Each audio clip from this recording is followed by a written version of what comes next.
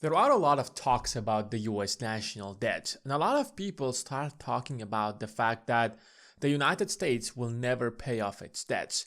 And people start thinking about the fact that this is a serious problem. Because if you go to the bank and you borrow money and you won't be able to pay that money back, then you will default on your loan, and that is a bankruptcy. And when you are bankrupt, your entire financial life goes down. And if a country does something like that, then that is pretty much the end of that country. Something like that has happened to some countries like Greece and Italy, and they barely paid off their debts. But if something like that would happen to the US, then it's a catastrophe. However, it's not literally as bad as you think. In fact, the US national debt, which is around like 36 or maybe $37 trillion, is the greatest asset that the United States has. And that is something very unusual. You might not have heard about it. But here in this video, I'm gonna prove to you that the fact that the United States has so much debt is actually fantastic. Now, some of you might already accuse me that you are a puppet that have been bought by politicians to say something like that. But here in this video, I don't want to share my opinions. Here in this video, I'm going to show you the facts. I will show you the numbers. I will show you what's happening behind the scenes. And you will judge by yourself by the end of this video, how did the greatest country that has ever existed on the planet Earth ended up with the largest debt that has ever been accumulated in the history of humanity. So if you're ready, please sit comfortably, get yourself a cup of coffee, and make sure to give this video a thumbs up. So let's dive in. Now, in order for us to understand what is happening over here, we have to go and take a quick look at the history, because without understanding the history, none of these things makes actually sense. You have to go back to World War II. Now, during World War II, the United States was actually involved in the war, but it was involved at the end of the war. For most of the war that started since like 1938 or 1939, the United States was a supplier. So Britain and the Allies fought the war against Hitler and the Central Powers, and the United States' main job was to supply the Allies with weapons, to supply them with food, to supply them with equipment, and to supply them with everything that is possible. So look at the US economy before World War I, before World War II, and it's pretty much not in a really great shape. The United States was growing through the greatest crisis in its history, and now there is so much demand that every single business within the United States could produce anything it wants and it will be sold. Why? Because Britain cannot feed itself. Britain cannot produce enough weapons for itself. USSR cannot produce enough food to feed its people. So everybody in the United States was producing everything, and the US became a manufacturing powerhouse. Like by the end of the war, by 1945, United States was producing pretty much 75% of everything that has been ever produced at that particular year. But then the war was over. What do? So every business is booming because there is demand. When there is demand, you create the supply. However, the war is over and there is no longer as much demand as it was back in 1940s. What exactly do? So the US economy starts going down. And that is something the United States did not want to, because right before World War II, the United States went through the greatest crisis in its history, the Great Depression of 1929. And it only ended when World War II started. So what do you do in order to solve that problem? You want the rest of the world to be able to trade with you, and when you do that and you keep selling to the rest of the world your equipments, your weapons, your food, your agricultural products, whatever you can possibly produce, and that's how you keep the economy growing. And that's why right after World War II, or I would say in the middle of World War II, which was at this time, I think it was like 1944, the most powerful people in the history have gathered in Bretton Woods, and they got together in order to create a system so that the global trade starts flourishing right after the war is over.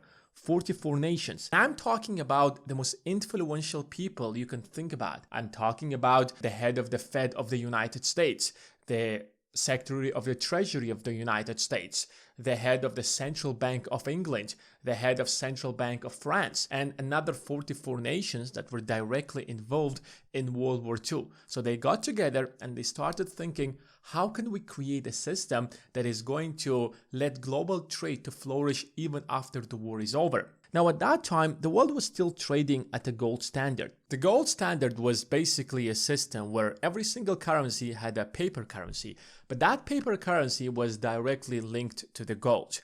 So if for example, one country trades with another country, let's say Britain buys equipment from the United States and it's going to pay the United States in British pound, the United States can take those British pounds and convert them into gold through their Bank of England. That was the system that existed prior to 1945. But there was a serious problem after 1945. Well, the entire world found itself in a position where 75 to 80% of all the gold that existed on planet Earth was in the United States for two simple reasons. The reason number one was that, for example, Britain had a lot of gold, but if Britain would have lost the war to the Central Powers, there was no longer a Britain. Which is why Britain was ready to kind of exchange all of its gold that it had and has been accumulating for centuries in order to acquire equipment and food and feed its soldiers in order to win World War II. And the same thing was with every other country that was involved in World War II. So United States was selling everything. Remember I told you that the US economy peaked in 1945 and the US economy wasn't selling everything with fiat currency. It was selling everything in exchange for gold. And that is why most of the gold ended up in the United States. Now, the second reason behind that was that because most of the gold prior to 1940s was in Europe and then there was a World War II, guess what the European countries did? Some of them literally took their gold and they shipped them to the United States because United States was the safest place in the world. United States was far away from all this conflict zone. Like World War II did not take place on US soil. It did not even take place on the American continent. It was mostly taking place in the European continent and the Asian continent, which is why most of the gold ended up in the United States. So they came up with a very brilliant and interesting system in order to make sure that global trade flourishes. Now, instead of us actually fighting for it, why don't we simply take all the gold that we have and literally take the United States dollar, fix the United States dollar to the gold at $35 an ounce. So the rest of the world, instead of actually even if they don't have the gold, they can trade with the US dollar. And whoever wants the physical gold out here, they can take the dollar and come to the United States and just exchange it.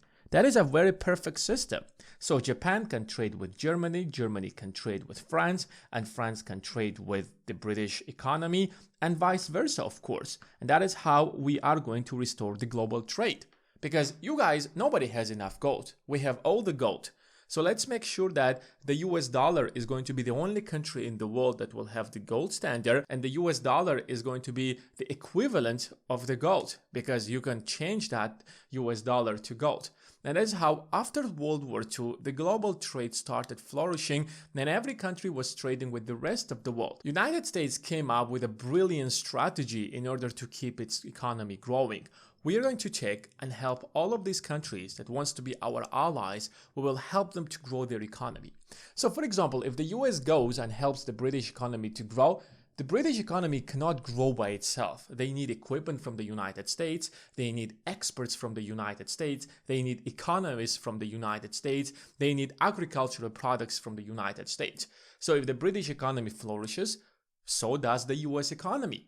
And now take the exact same logic and apply it to every other European country and apply it to every other country that was destroyed after World War II. Now, there is a second logic. When those countries are going to get rich, let's say France, it was destroyed in World War II, and now France is becoming a rich country. Now they can afford more American goods and products. Now they can afford more American weapons. Now they can afford more American technology. So the United States, after World War II, created two fundamental financial institutions. Number one, the IMF, and the second one is the World Bank. The job of the World Bank was to make sure and help the poor people in order to get rich to the point where the US can keep trading with them. The job of the IMF was that if the economy is already strong, if the economy is already advanced and it goes into a crisis, the IMF is going to enter into that economy and will make sure that the economy survives that crisis and keeps actually buying from the United States. And these two financial institutions will fundamentally use the dollar in order to do that, which is how more countries are going to use the dollar. Because remember, back in 1950s and 60s, United States had most of the gold in the world, and the dollar was the only currency that was equivalent to the dollar. So if we're going back, for example, to that period, we know that most of these countries started using the dollar because they had no other option.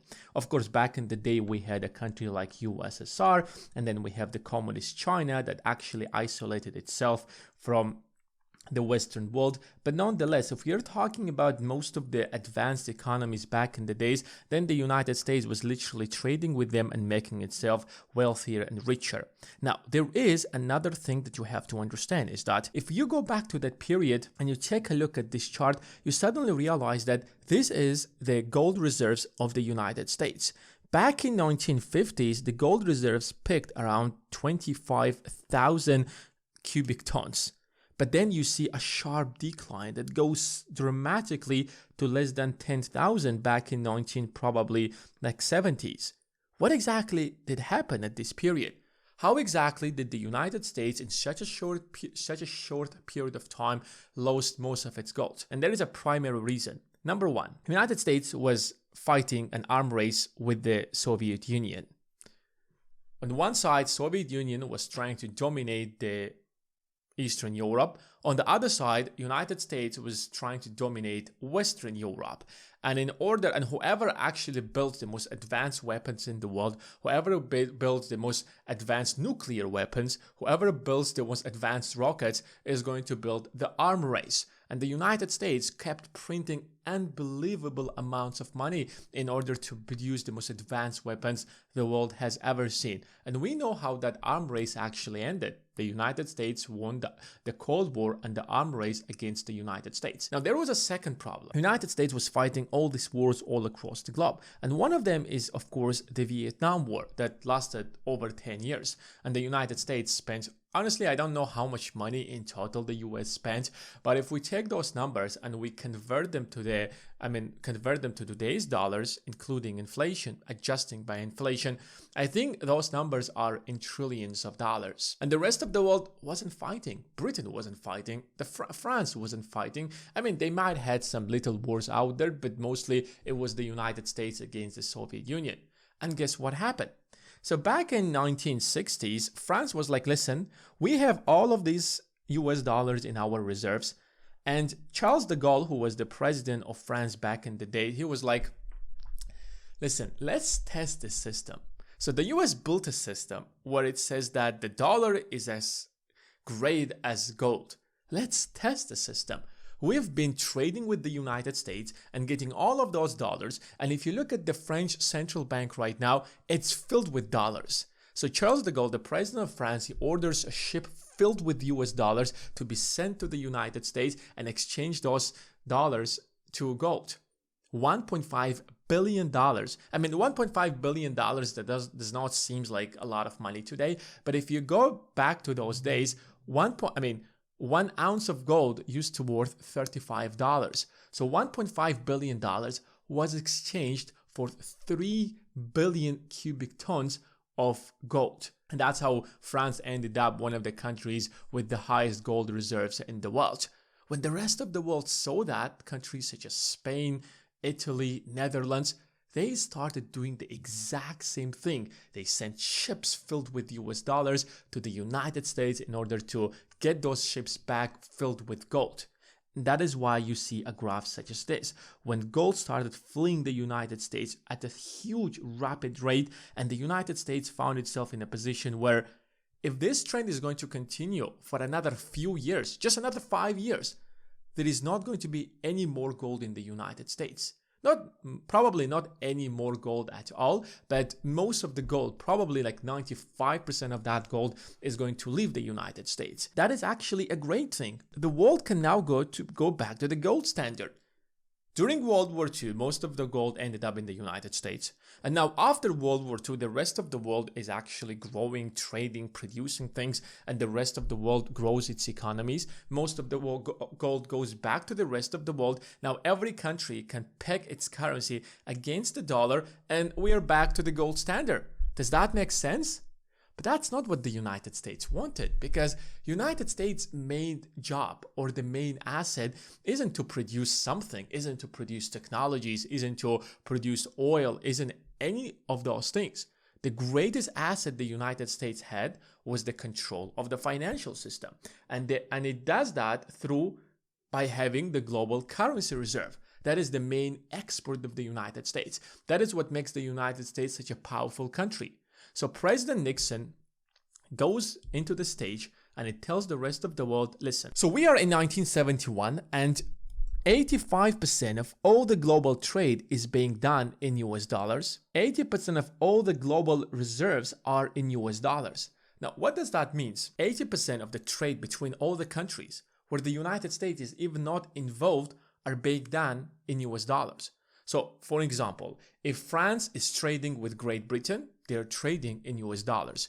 If Japan is trading with Germany, they are trading in US dollars. And that is the case with pretty much all the countries all across the globe. Now, second thing is that every single country has a currency. And when they have a currency, they have a central bank that issues that currency. And that currency should be backed by something. The dollar is being backed by what? By gold. But those currencies have been backed by the dollar. So every single currency all across the globe is being backed by the dollar. And Nixon looks at all of that. I'm just saying Nixon, but I mean the entire US government. They're like, here's what we're going to do. We're going to unpeg the dollar from gold. What the rest of the world is going to do. If they're going to denounce the dollar and they stop using the dollar, they will lose trillions of dollars. The rest of the world will lose everything. And everybody needs a global currency reserve in order to trade with each other. Like Japan is not going to trade with Germany without the dollar, or Britain is not going to trade with Southeastern countries without the dollar. And that is why in 1971, President Nixon comes to the stage and he ends the gold standard, and you no longer can actually exchange your dollars for gold. And that is the end of the gold standard. But the rest of the world doesn't care. They keep using the dollar because the US left them with no other option. And that was one of the greatest things that the United States had. Now, if you go back to 1971, there was no a better option. And that's why if you take a look at this graph, you realize that United States kept its gold reserves since then. It didn't change at all. Even if you take a look at the numbers today, these numbers are no different than they have been, for example, during this period. There was a jump, an increase in gold and then a decrease in gold reserves. But other than that, it was pretty much the exact same number ever since. But there is a problem. We have to make sure that the demand for the US dollar is going to rise and keep increasing ever since. And that is when the United States created the second greatest trick in order to fool the rest of the world. And that is probably one of my favorite things. Let me show you. If you go back to 1960s, for example, you realize suddenly that who consumes most of the oil across the globe? So you have, for example, the USSR, you have Japan, you have China, but United States exceeds them by a huge margin. Yes, if you take a look at the numbers today, China is not that far away from the United States, but we're going back to 1960s and 70s. If you even analyzed World War II, one of the reasons that Hitler lost the war, one of the reasons that the Central Powers lost the war was because they were running out of resources, primarily oil. So even back in 1940, it was very clear, whoever is going to control the resources, whoever is going to control the oil is going to win the war. Everybody understood that the world after World War II is going to be the type of a world where whoever controls the oil is going to grow its economy the fastest. And that's when the United States realized that if we are the largest consumer of oil and we make sure that the rest of the world only buys oil in US dollars, then there is always going to be demand for the US dollar. This is the strategy that they came up with. They went to the Middle East, primarily the countries such as Saudi Arabia, United Arab Emirates, and Kuwait, and they told them, listen, you guys are very poor countries. You guys don't have anything at that period. Yes, those countries are not slightly rich, but they're tremendously rich today. But if we go back to those period, then those countries have been pretty much really poor. And the United States offered them a really great deal. We are going to buy all of your oil. Maybe not all of your oil. We're going to buy probably 80% of all of your oil. But if you want to buy your oil, then we are going to do it only in the US dollar. And it's also great for you because you can use this US dollars and you can buy stuff from the United States. You can bring experts from the United States, economies, architectures, and you can develop your country by bringing all of these goods and services from the United States. And the Middle East look at that and they're like, that is a really great deal. We're going to sell our oil to the United States, and in return, we're going to build our countries. Now, the United States is not the only country that is buying oil and gas from Middle East. There is also China, there is also USSR, there was also Southeast Asia, but those countries were not literally the largest producer. They also purchased 20 to 30% of the Middle Eastern oil, but because they made such a great deal with the United States, they're like, we're going to sell our oil only in US dollars. That was one of the things that the United States actually told them. It's one of the rules. If you want us to buy most of your oil, then you're going to sell it only in US dollar. And in exchange, we're going to provide you with that security. They're going to sell their oil to the United States, as you can see. In exchange, they're going to get a lot of dollars, and they're going to use those dollars to buy stuff from American companies to build their countries. And now the rest of the world, if they want to actually buy oil from Middle East, I'm talking about countries such as Great Britain, I'm talking about Germany, I'm talking about China. If they want to buy oil from Middle East, they need dollars. So they have to trade with the United States. These countries have to sell something to the US, they have to trade with the US, get dollars to their pockets, and then use these dollars in order to buy oil from Middle East. Isn't that genius? So we have created a system where every single country around the world, if they want to grow their economies, they need oil. And in order for them to get oil, they need to sell something in the United States. And because there is no other way for you to acquire dollars other than selling something in the United States, you get your dollars and then you go to Middle East and you buy a lot of oil and then use that oil to build factories in your country.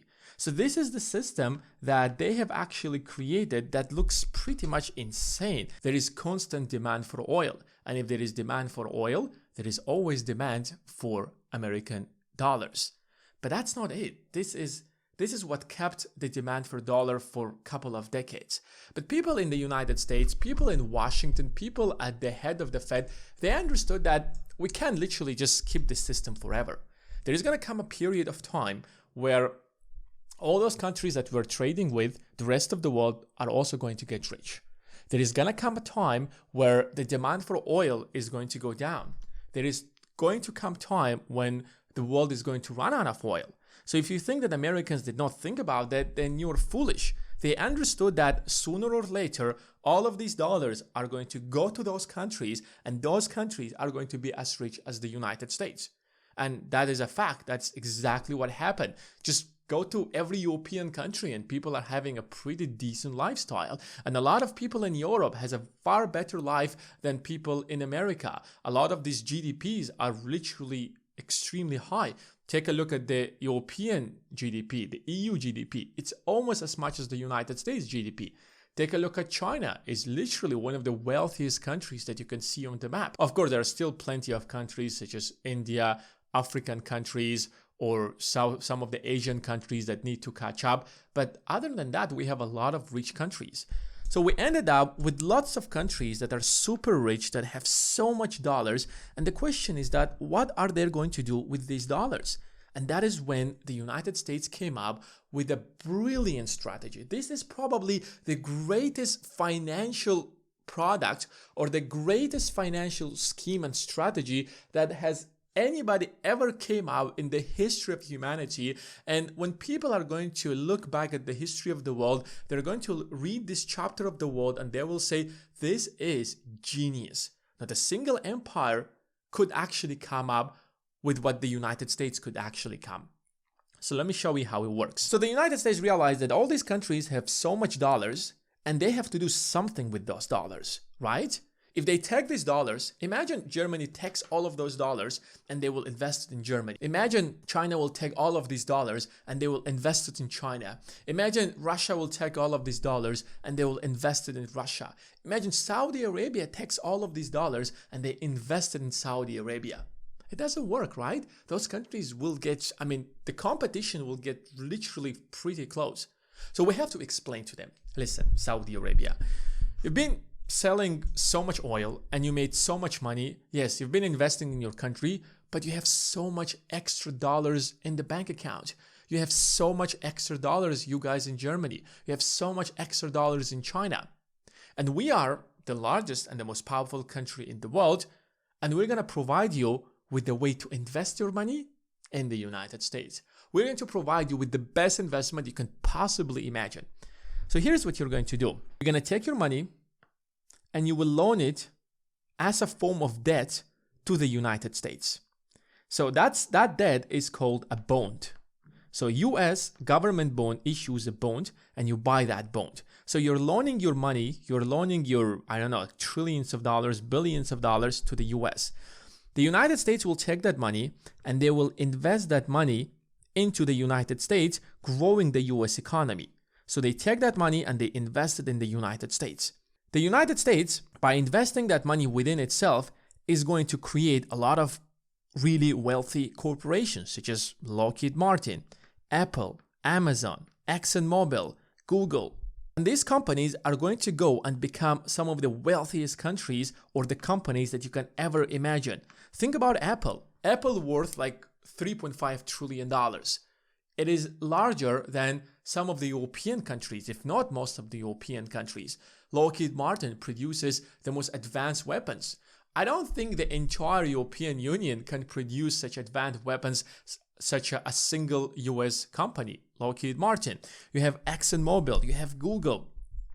And they ended up becoming some of the largest companies in the United States. They ended up driving the US economy to such a magnitude that nobody could ever imagine. The US GDP right now is $28 or $29 trillion.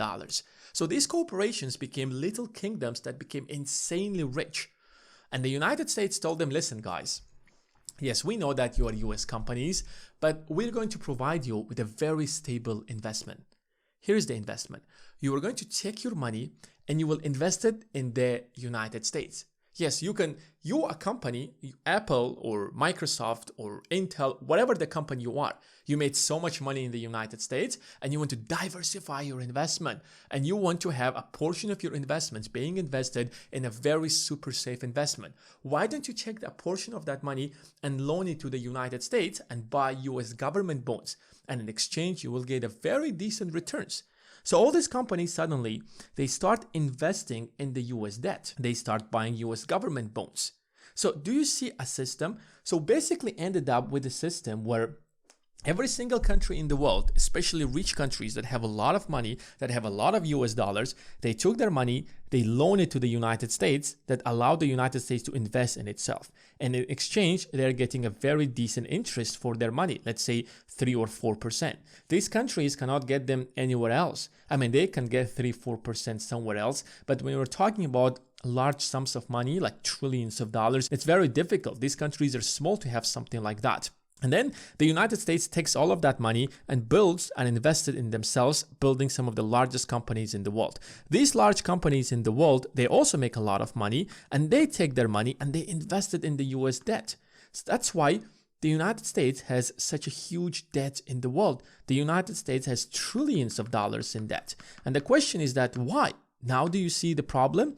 Now do you see how exactly does it works? This debt wasn't randomly created.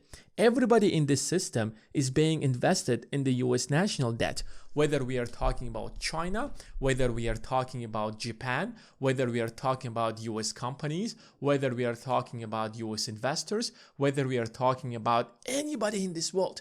Like, you have to understand that when you see that $37 trillion, you have to understand that United States owes everybody a lot of money. So everybody within this system is interested in the safety and the prosperity of the United States. Because if the United States goes down, Apple goes down, Microsoft goes down, Japan goes down, Germany goes down, China goes down, everybody goes down.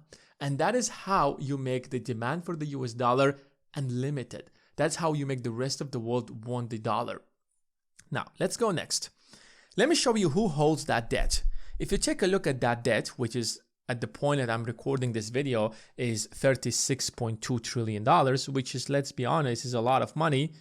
Who holds that debt? 21% of that debt is intragovernmental debt, which means that the government owes itself. Do you see the 21%? And that raises a very good question. How on earth does the government owe money to itself? Think about that for a moment. Doesn't that sound dumb? I mean, just think about, take this example and apply it to your own life. Is it possible for you to owe yourself money? And if you are actually owing money yourself, how on earth do you literally take money and loan that money to yourself? It makes no sense or whatsoever, right? And that's a really great trick. When we say intragovernmental debt, that means that American citizens owe the US government. I mean, not owe, but they lend the money, they lend the money that they have earned with their blood and sweat, and they took their money and loaned it to the United States government. But you might say, wait a second, I have never actually gave my money to the US government. I have never loaned my money to the US government. You know why? Nobody asks you. Nobody cares what you think. Do you think the US asks you whether it wants to take your money or not? The United States simply created a very brilliant system that every single American that is working in the United States will one way or another ends up taking a portion of his money being taxed, and those taxes are going to go and being loaned to are going to go as a loan to the US government. Let me show you how it works. If you take a look at the intergovernmental debt, we are talking about Social Security and Medicare. What exactly is Social Security? Social Security is a trust fund that is being built by the government. And the job of the Social Security is that now you're going to take, let's say you're working hard and you're paying income tax and you're paying payroll tax. So these are the two largest types of taxes that anybody pays in the United States. Your money is going to go to this fund, which is called Social Security. That money does not stay there. Social Security is like a financial system. Think of Chase. It's not exactly a bank, but it's a financial system. So this Social Security fund is going to take that money and is going to invest it somewhere in order to earn interest, so that that money that it has within its system that you actually put there as a way through your payroll taxes or income taxes is going to grow. And where do you think Social Security is going to invest that money? Exactly. All of the money that goes into Social Security and Medicare is being invested in the US government debt. So whether you want it or not, yes, you're paying taxes to the government to spend, but you're also taking a portion of your taxes that's supposed to go into your retirement is going to be invested in the US government debt, which makes the US government debt even bigger. So everybody in the United States, every single American is interested in the fact that the United States can pay off its debts. Because if the United States tomorrow cannot pay off its debts, you don't have a retirement. Because the money that you paid in taxes for your retirement is being given to the government as a loan. That is why every single American is interested whether they know it or not. It doesn't really matter. But that's just 21% of the US government debt. Because if you take a look at the rest of the debt, that is 79% or almost 80% of the debt is being held by public. Now, what exactly a public debt mean? Public debt means that anybody who is not part of the government, such as Medicare, such as Social Security. And here we are talking about the corporations that are in the United States. Apple, Berkshire Hathaway, Microsoft, Nvidia, you name it. If you take any company in the United States, as long as it's being traded probably in the US stock exchange, they have a percentage of their assets being invested in the US government bond. Yes, for some companies it might be really high, such as Berkshire Hathaway, that actually holds a lot of their money into US government bonds. For other companies, especially technology companies, they keep a smaller portion of their assets into US government bonds. But nonetheless, most of the companies actually do have them. We're talking about governments all across the globe. Like the government of Japan has invested and purchased around $1.2 trillion in US government bonds. The government of China. You might think that China is an enemy of the United States, but if United States goes down, China is going to lose $800 billion of pure cash. Just to give you a perspective of how much money that is. China, for example, spends like $200 billion on its military. So China is going to lose four annual military budgets. Do you think China wants that? Of course not. China is interested in the safety of the United States. China wants the United States to keep growing. Why? Because if China is not going to keep growing, what do you think is going to happen? It won't pay $800 billion to the Chinese government, and China that invested so much money in the United States is going to lose all of that money. So neither China or Japan, Germany, Great Britain, or pretty much any country out there is interested in the collapse of the United States. And that is a system that the US built. And that system was built purposefully because the United States is not backed by gold anymore. The world is running out of oil. And the world is moving into electrical cars, and oil is no longer going to be the only source of energy. We have to create another system where we have a lot of rich countries invest in the United States, and all those rich countries are interested in the prosperity of the United States, because if the US goes down, all of them go down and all of them are going to lose. You know, there is a beautiful quote that says that if you go to the bank and you owe the bank, for example, $500,000, or let's say you owe the bank $1 million. If you won't be able to pay off your bank, you're in trouble. The bank is going to come after you. Let's say you took a mortgage to buy a house for $1 million, which is a very decent price, especially if you're buying something like in California or New York. But if you can't pay off that debt, you are in trouble. But let's say you go to Chase or you go to JP Morgan and you're going to borrow $100 billion from JP Morgan. Do you think JP Morgan wants you to go bankrupt? No. JP Morgan wants you to succeed. JP Morgan wants you to succeed, because if you are going to fail with that $100 billion, JP Morgan will not be able to recover its $100 billion. And JP Morgan, that might be like 50% or 70% of all the money that JP Morgan has. And JP Morgan is going to go down together with you. So it's in the best interest of JP Morgan to make sure that you succeed. Let me give you another example. Let's say you have a friend. Let's say you are earning $100,000 a year and you have $200,000 in savings. That's all the money that you have. Your friend comes in and tells you, listen, bro, I got some business idea. Can you please lend me all of your savings? And I'm going to give you back plus 20% interest. Let's say you agree to do that. Whatever you were thinking about, that doesn't matter. Let's just assume that you agreed to loan him all of your savings to your friend, the $200,000. Now, the question is that, do you want your friend's business to succeed or you want him to fail? If he fails, he won't be able to give you back your $200,000. If he succeeds, he will be able to give you plus interest. So you are interested in the success of your friend. And that is the logic that the United States used in order to make sure that everybody is interested in the prosperity of the US dollar. Everybody is interested in the growth of the US economy. Isn't that genius? And that's why if you simply go back and take a look at the US national debt historically, you will see some clear signs. So this is the period when the debt actually increased substantially. We're talking about 1940s. And it's very normal that during a war, the United States borrowed so much money because it had to actually fulfill so much supply. So much demand, I mean. But after that, the debt was very stable. Nobody really cared about the debt. United States was actually growing its economy. Everything was fine. There was a real demand for the US dollar because the world was already using the dollar. Secondly, the world needed oil in order to grow their economies. So everybody was actually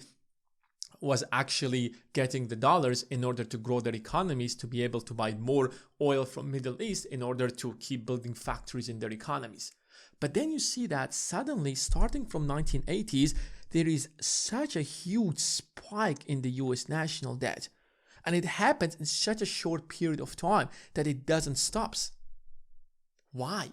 Because the United States purposely built a system where everybody invests in the US national debt. The bigger that debt grows, the more stable the United States is going to become, because more countries will be interested in the prosperity of the United States.